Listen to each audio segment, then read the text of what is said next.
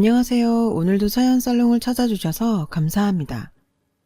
서울에 살고 있는 30대 후반의 회사원이에요. 저는 근래 충격적인 일을 겪은 뒤 회사를 쉬고 있어요. 충격으로 인한 후유증 탓에 한동안 정신과 상담을 받아야 했거든요. 다행히 현재는 일상생활이 가능한 상태가 되었고 다 털고 새 출발을 하고 싶습니다. 저에게는 자매처럼 친한 친구가 있어요. 전 외동딸이라 부모님 사랑을 독차지하고 자랐지만 늘 가슴 한켠엔 형제 자매에 대한 부러움이 있었어요. 그래서 친구를 자매처럼 생각하게 됐죠. 저희 부모님은 두 분 모두 의사예요. 전공도 같으셔서 두 분이 함께 병원을 운영하고 계시죠. 덕분에 전 어려서부터 돈 걱정은 모르고 살았어요. 대신에 바쁜 부모님께선 저와 많은 시간을 보내주지 못했어요.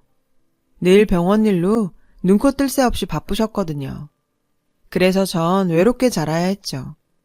제 친구는 저희 집에서 절 돌봐주시던 아줌마의 딸이었어요. 그 아줌마는 결혼 전에 보육원 교사를 했었는데 결혼하고 난 후에는 애가 생겨서 일을 관두셨다고 해요. 그래서 용돈벌이 삼아 아이들 돌보는 일을 하시는 거죠. 저 또한 그 중에 한 명이었고요. 아줌마는 자식이 셋이나 있는데 제 친구는 그 중에 막내딸이었어요. 저랑은 나이가 같아서 아줌마가 저희 집에 올 때는 항상 막내딸을 데리고 오셨죠. 그래서 전 아줌마네 막내딸과 거의 같이 컸다고 봐도 무방해요. 동네가 같다 보니 초등학교, 중학교, 고등학교까지 같이 나왔어요. 저희 부모님이랑 그 아줌마는 사이가 좋으셔서 제가 자란 후에도 저희 집에 자주 왕래하셨어요. 자연스레 아줌마의 막내딸은 저와 20년 지기 베스트 프렌드가 되었고요. 어려서부터 항상 같이 지내다 보니 언젠가부터 따로 노는 게 어색할 정도였죠. 놀러도 같이 다녔고요. 성격도 잘 맞아서 자매가 있다면 이런 느낌이 아닌가 생각하곤 했어요. 친구네 집은 저희 집처럼 풍족하지는 않았어요. 그렇다고 못 사는 집도 아니었고요. 자식이 셋인데다 할머니까지 모시고 살아서 생활이 빠듯한 것 같았어요. 그래서 저희 부모님은 제 친구까지 잘 챙겨주셨죠. 심지어 해외여행도 보내주셨어요. 윤정아, 진짜 부럽다. 부모님이 외국도 보내주시고. 난 미국 가는 건 꿈도 못 꾸는데. 제가 방학 동안 미국에 있는 친척집에 가게 되자 친구가 엄청 부러워했거든요. 그런 친구의 모습이 눈에 밟히셨는지 저희 부모님은 제 친구의 미국행 티켓도 함께 끊어주셨어요. 그래서 저와 친구는 방학 기간 동안 미국에서 함께 시간을 보낼 수 있었죠. 이외에도 저희 부모님은 친구를 볼 때마다 용돈도 챙겨주시고 크리스마스에는 제 친구 선물도 매년 잊지 않으셨죠. 애가 살갑고 애교가 많다면서 좋아하셨거든요. 전 무뚝뚝하고 말이 없는 편이에요. 그렇다고 제가 제 친구를 질투했던 건 아니에요. 오히려 그 반대였죠. 나와는 성격이 다른 친구가 부러웠고 친자매였으면 좋겠다고 늘 생각했어요. 그렇게 찰떡처럼 매일 붙어 다니던 저와 친구는 대학에 갈 때가 되자 조금씩 멀어지게 되었어요. 저는 서울에 있는 명문대에 들어갔고 친구는 지방대학에 들어갔거든요. 그렇게 저와 친구는 4년 동안 떨어져 지내게 됐어요. 방학 동안 가끔 만나서 놀기는 했지만 예전처럼 같이 어울려 다니진 못했죠. 대학 4년이 정말 쏜살처럼 빠르더라고요. 저는 학부를 졸업하자마자 대학원에서 석사 준비를 했어요. 그 사이 친구는 휴학을 하곤 학원에 다니며 미용사 자격증을 땄어요. 나중에 네일아트샵을 할 거라면서요. 전 대학원에서 남편을 만났어요. 남편은 꽤 유복한 가정에서 자란 외동아들이었지만 행동이나 말투가 바른 사람이었죠. 공통점이 많아서인가 우린 처음부터 서로 잘 맞았어요. 만난 지 몇 달 안 돼서부터 우리는 서로를 결혼 상대자로 생각했던 것 같아요.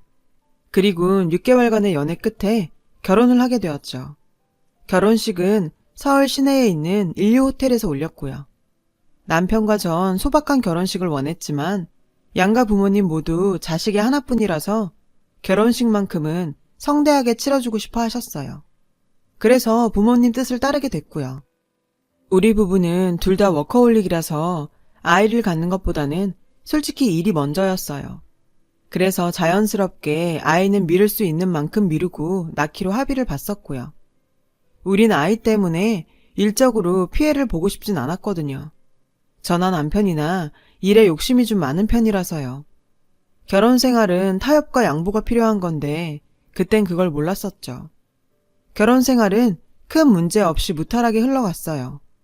종종 사소한 문제로 말다툼을 벌이긴 했지만 냉전이 그리 오래가진 않았죠. 그 정도는 다들 싸우고 살잖아요. 그러던 어느 날 아이가 생겨버렸어요. 계획했던 게 아니라 정말 의도치 않게 임신을 한 거였죠. 솔직히 저는 기쁘다기보다는 충격적이고 당황스러웠어요. 분명 날짜 계산을 잘 했다고 생각했는데 뭔가 착오가 있었나 봐요. 하지만 어쩌겠어요. 이미 엎질러진 걸. 예상 못했다고 생긴 애를 지울 수도 없는 일이잖아요.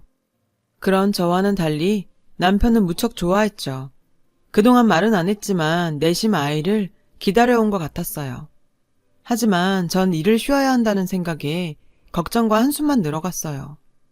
결국 저는 만삭 직전까지 근무를 했어요. 주위에서는 그런 저를 보고는 독하다는 소리를 좀 했지만 그러려니 하고 넘겼죠. 그리고 감사하게도 자연분만을 통해 무탈하게 예쁜 딸을 얻을 수 있었어요. 낳고 보니 천사가 따로 없더라고요. 왜 부모님이 자식 낳아보면 세상이 달라진다고 하셨는지 알 수 있었죠. 그런데 문제가 생겼어요. 아이를 낳고 복직할 시기가 됐는데 아이를 맡길 곳을 구하지 못했거든요. 양가 부모님들은 아직까지 현업에 계셨기 때문에 부탁드릴 수도 없었죠. 할 수 없이 베이비시터를 고용하는 수밖에 없었어요. 하지만 생판 모르는 사람한테 내 애를 맡기는 게 겁이 나더라고요. 남편은 저보고 차라리 육아휴직을 연장하는 게 어떻겠냐고 하더군요. 솔직히 전 그 말에 화가 났어요. 요즘은 남자들도 육아휴직을 많이 하던데 본인이 휴직할 생각은 안 하고 저한테만 휴직을 권하니 얄밉더라고요. 그래서 전 결혼하고 처음으로 남편한테 크게 화를 냈어요. 자긴 어떻게 나보고 회사를 더 쉬란 소리를 해? 내 커리어는 생각 안 해? 차라리 당신이 육아휴직을 내지 그래. 왜? 눈치 보여서 못하겠어? 똑같은 부모인데 왜 나한테만 강요해? 저라고 내 배 아파 낳은 예쁜 딸을 남의 손에 맡기고 싶겠어요? 솔직히 육아휴직 연장하고 싶죠. 하지만 회사에서 애 낳고 휴직하는 선배들 보니 어지간히 눈치를 봤더라고요. 공백이 길어지면 길어질수록 복귀 후 회사에서 차별도 많이 받았고요. 전 빨리 승진도 하고 싶고 가능하다면 임원 자리까지 오르고 싶었거든요. 그런 저에게 휴직은 독이었죠. 결국 전 어릴 때 저를 돌봐주셨던 친구 어머니한테 연락을 드렸어요. 연세가 있으셔서 혹시나 하고 연락을 드린 거였지만 예상대로 거절을 하시니 좀 난감하더라고요. 내가 다른 사람도 아니고 네 부탁인데 웬만하면 들어주고 싶지. 근데 관절 수술을 한 지 얼마 안 돼서 아직은 움직이기가 그렇구나. 그나저나 어떡하니? 아니에요. 괜찮아요. 오히려 이런 부탁 드려서 제가 죄송하죠. 그럼 몸조리 잘하세요, 아주머니. 그런데 그렇게 이러지도 저러지도 못하던 차에 행운이 찾아왔지 뭐예요. 글쎄 제 친구가 아줌마 대신에 제 딸을 봐주겠다지 뭐예요. 엄마한테 얘기 들었다면서요. 저는 친구한테 고마우면서도 한편으론 무척 미안한 마음이 들었어요. 당시 친구는 네일샵 창업을 위해 가게 자리를 보러 다니던 중이었거든요. 저희 애를 보게 되면 창업이 늦어질 게 뻔했죠. 그런데도 친구는 제 사정을 먼저 봐준 거였죠. 우리가 그냥 친구 사이니? 가족이랑 다름없잖아. 나도 네 딸을 친조카라고 생각하는걸. 그러니까 너무 고마워할 거 없어. 마음 편히 회사에 복귀해. 전 친구의 말에 감동해서 펑펑 울었어요. 그동안 정말 마음을 졸였었거든요. 솔직히 누가 이렇게 해주겠어요. 친형제라도 힘든 일이죠. 그래서 더더욱 친구한테 고마웠어요. 전 친구한테 평일 8시부터 오후 5시까지 제 딸을 부탁했어요. 사실상 거의 하루 종일이었죠. 대신 보수는 넉넉히 약속했어요. 하지만 친구는 돈은 안 받겠다더군요. 그래도 어떻게 그래요. 그래서 전 안 그러면 내가 미안해서 애 못 맡긴다고 그냥 받아달라고 했어요. 무엇보다 가까운 사이일수록 돈 문제는 확실해야 한다고 생각하거든요. 그런데 생각지 못한 문제가 있었어요. 친구 집에서 저희 집까지 승용차로 2시간 가까이 걸린다는 거였죠. 차가 없는 친구는 대중교통을 이용해 오가야 했죠. 굳은 날엔 더 걸렸고요. 첫 한 달 동안 친구는 왕복 3시간 넘게 지하철과 버스를 타고 저희 집을 오갔어요. 그러는 바람에 친구는 파김치가 되었죠. 이렇게는 안 되겠다 싶더라고요. 그러자 남편은 차라리 제 친구를 입주 베이비시터로 들이자는 제안을 했어요. 사실 저도 그러고 싶었지만 남편이 불편할까봐 말도 못하고 있었거든요. 그런데 먼저 얘기를 꺼내주니 고마웠죠. 하지만 친구는 완강히 거절했어요. 아무리 그래도 젊은 부부가 사는데 피해를 줄 수는 없다면서요. 하지만 저희 끈질긴 설득 끝에 친구는 저희 집으로 들어오기로 했어요. 다행히 집에 안 쓰는 서재가 있어서 그 방을 리모델링해 친구한테 내어주기로 했어요. 제가 회사 동료한테 이 얘기를 했더니 걱정을 많이 하더라고요. 아무리 친구 사이라지만 젊은 여자가 베이비시터로 상주하는 건 좀 찜찜하지 않겠냐고요. 영화나 드라마를 보면 종종 그런 상황에 문제가 생기더라고 말이죠. 전 그 말에 웃음이 났어요. 다른 사람도 아니고 친자매나 다름없는 제 친구랑 남편이 그럴 리 없다고 생각했으니까요. 오히려 그런 생각을 하는 사람이 이상한 거라고 생각했죠. 그렇게 저는 친구 덕분에 무사히 복직할 수 있었어요.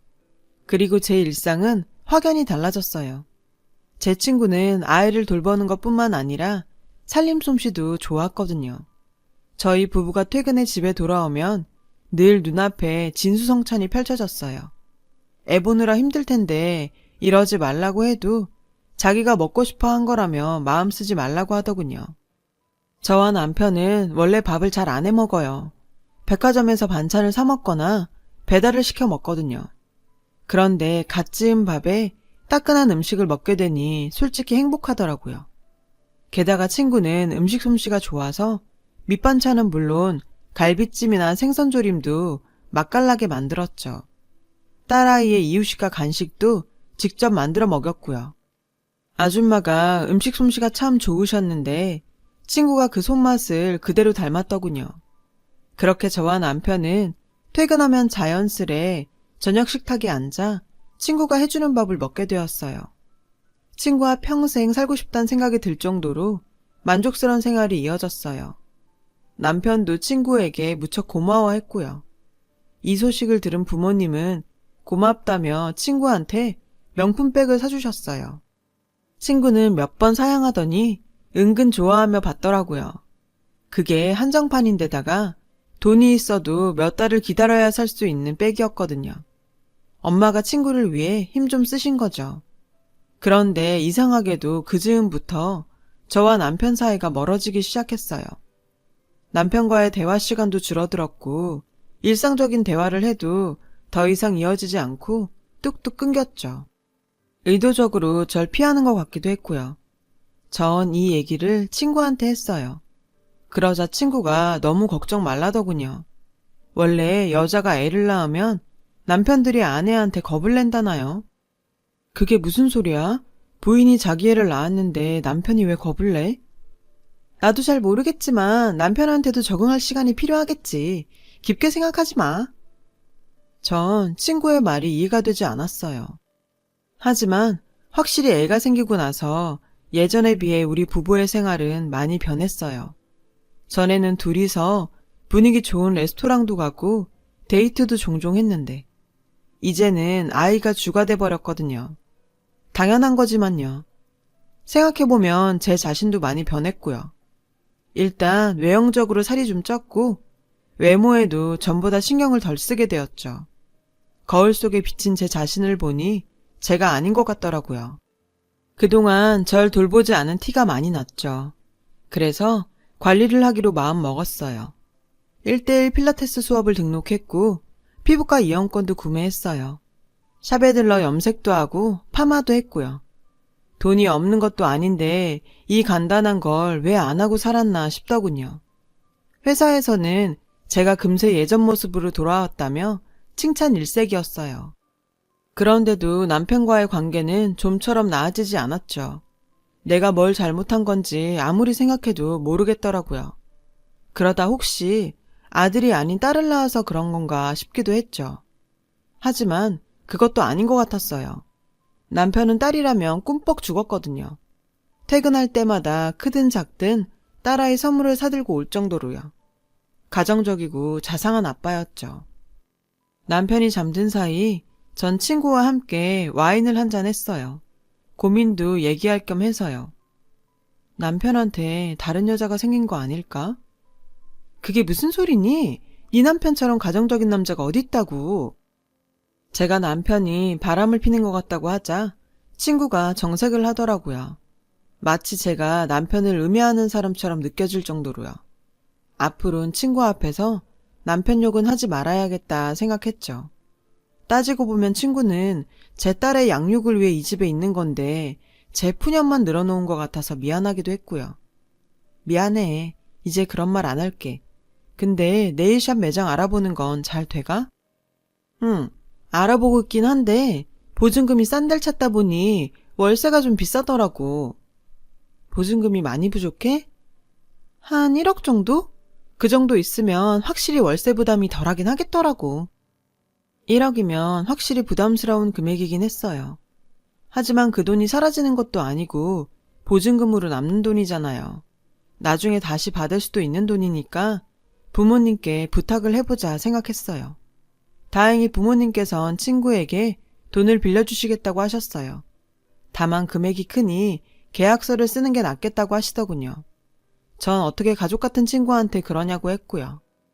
윤정아, 아무리 가까운 사이라도 돈 관계는 깔끔해야 오래가는 거야. 결국 부모님의 말대로 친구에게 1억을 빌려주고 계약서를 받게 됐어요. 친구가 약간 섭섭해하더라고요. 미안, 난 그냥 빌려주고 싶었는데 부모님이 이래야 나중에 서로 감정 안 상한다고 하셔서. 그래, 20년을 알고 지냈지만 역시 남은 남인 거네, 그지? 중간에서 전 많이 난처했어요. 그렇게 몇 개월이 흘렀고 그 사이 친구는 저희 동네에 네일샵을 차렸어요. 마침 저희 집에서 가까운 상가에 딱 좋은 매물이 나왔거든요. 전 회사에 다니면서도 주위 사람들한테 친구의 네일샵 홍보를 열심히 했어요. 그리고 홍보 업체를 운영하는 대학 동기한테 네일샵 지역 광고도 부탁했죠. 친구를 위한 선물로요. 친구가 네일샵을 오픈하게 되면서 전 서둘러 베이비시터를 구해야 했어요. 다행히 지인을 통해 괜찮은 아주머니를 소개받았어요. 지인의 아이를 봐주셨던 분이라 믿음도 가더라고요. 그런데 이 얘기를 들은 남편의 태도가 이상하지 뭐예요? 모르는 사람한테 어떻게 우리 딸을 맡긴다는 거야? 자격증도 있는데 뭐가 문제야? 그때였죠. 친구가 그러더군요. 직원 두고 하는 거라서 애 보는 건 계속 할 수 있어. 게다가 샵 근처에 집도 구해야 하는데 마땅히 지낼 곳도 없고. 그 순간 전 뭔가 있다는 생각이 들었어요. 이제 막 오픈하는 샵을 친구 딸을 보면서 운영하겠다고요? 그게 말이 돼요? 게다가 남편의 행동도 이해가 안 갔어요. 아무래도 남편과 제 친구가 저 몰래 숨기는 게 있는 것 같았죠. 생각해보니 그동안 남편과 제 친구는 단 둘이 마트에 장을 보러 가는 경우도 많았고 제가 야근을 할 때면 둘이서 술을 마시는 날도 있었거든요. 사이가 좋아서 그런 거라 생각했는데 이제 보니 모든 게 의심스럽더라고요. 전 그날 밤 쉽게 잠들지 못했어요. 한 새벽 1시쯤 되었을까요? 남편이 침대에서 일어났어요. 그리고는 제가 자나 확인하려고 손을 제 눈앞에 갖다 댔죠. 반응이 없자 남편은 조심스레 거실로 나갔어요. 전 그런 남편 뒤를 쫓았어요. 집안은 온통 캄캄했고 남편은 보이지 않았죠. 그때 희미한 말소리가 들렸어요. 친구의 방에서요. 전 소리 죽여 친구의 방 쪽으로 갔어요. 안에서 남편과 친구 목소리가 들렸죠. 미쳤어? 들키면 어쩌려고? 자는 거 확인했어. 하마처럼 쿨쿨 자더라. 맙소사. 남편과 제 친구는 제가 방문 앞에 서 있는지도 모르고 안에서 관계를 갖고 있었어요. 전 방으로 돌아와 이불을 뒤집어 쓰고 소리 없이 눈물을 펑펑 쏟았죠. 20년 지기 친구와 남편이 그런 사이라니. 게다가 제가 버젓이 있는 집에서 그런 짓까지 벌였다는 게 도저히 용서가 안 됐어요. 다음날 전 회사에 휴가를 냈어요. 그리고 전자상가에 들러 녹음기와 소형 카메라를 여러 개 구입했어요. 그리고는 퇴근 시간에 맞춰 집에 돌아왔죠. 저는 태어난 척 친구한테 옷이라도 사입으라고 상품권을 주었어요. 친구는 상품권을 들고 바로 쇼핑을 하러 가더군요. 그 사이 전 집안 곳곳에 소형 카메라를 설치했어요. 그리고 일주일 뒤 전 차 안에 앉아 녹화된 영상을 확인했죠. 이 짐승 같은 것들이 제가 없는 틈을 타 제 집에서 부부 행세를 하고 있더군요. 더군다나 안방 내 침대에서도 더러운 짓거리를 했더라고요. 제 뒷담화를 나누면서요. 그리고 돈 이야기도 오고 갔어요. 친구는 제 남편을 수호천사라는 애칭으로 부르며 매장 인테리어비며 이런저런 돈을 요구했고, 남편은 그런 친구를 꽃돼지라 부르며 돈을 주더군요. 우린 언제까지 이렇게 몰래 만나야 해? 좀만 참아. 해외 발령 신청했으니까 그때 같이 가자. 윤정인 일에 미친년이라 조기 유학 핑계로 내가 애 데리고 간다고 하면 오히려 좋아할걸? 아예 외국에서 살림 차릴 생각까지 하는데 정말 욕지기가 일더군요. 게다가 내 딸까지 지들 더러운 짓거리에 이용하려 들다니 용서가 안 됐어요. 두 년놈을 갈기갈기 찢어 죽이고 싶었죠. 전 이 영상을 어떻게 활용해야 좋을지 고민했어요. 그러다 좋은 아이디어가 떠올랐죠. 전 디데이를 기다리며 남몰래 준비를 해나갔어요. 드디어 딸아이 돌잔치 날이 됐어요. 일찌감치 남편한테 말해서 남편 회사 사람들과 시부모님 지인들을 잔뜩 초대했죠. 하지만 친정 부모님과 제 지인들은 부르지 않았어요. 친구는 제 딸의 돌잔치를 자기 일처럼 나서서 진행하더군요. 잠시 뒤 자기한테 어떤 일이 일어날지도 모르는 채로요. 그때 친구네 가족들이 도착했어요. 제가 모두 초대했거든요. 친구는 본인이 이 자리의 주인공이냐 새 신부처럼 화사하게 차려입었더군요. 절 잘 모르는 남편의 회사 사람들은 친구가 남편 와이프인 줄 알고 인사할 정도였어요. 드디어 딸아이의 성장 과정을 담은 동영상을 상영하는 시간이 됐어요. 전 준비한 USB를 업체 직원에게 넘겨주었죠. 그리고 동영상이 상영되자 식장은 아수라장이 됐어요. 스크린에서 남편과 친구가 알몸으로 제 방 침대에서 더러운 짓거리를 벌이는 게 고스란히 흘러나왔거든요. 제 친구는 비명을 질렀고 남편은 영상을 끄려고 허겁지겁이었죠. 다행히 남편은 영사 기계를 강제로 껐지만 이미 모든 사람들이 다 본 뒤였죠. 남편의 회사 사람들이 수군댔어요.